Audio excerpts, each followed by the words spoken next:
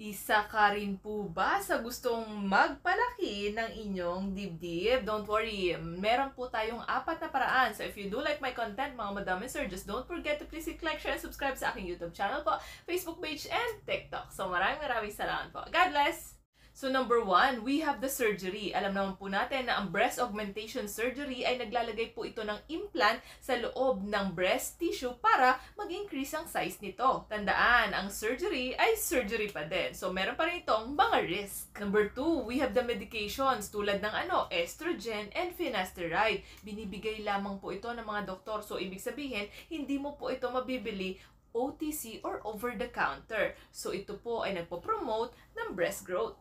Next, number 3, alam niyo po ba na ang weight gain ay nakaka-increase din po ng breast size dahil ito po ay made up of fatty tissues. Pero hindi po natin inire-recommend na kailangan mo munang mag-weight gain or maging obese para mag-increase ang iyong breast.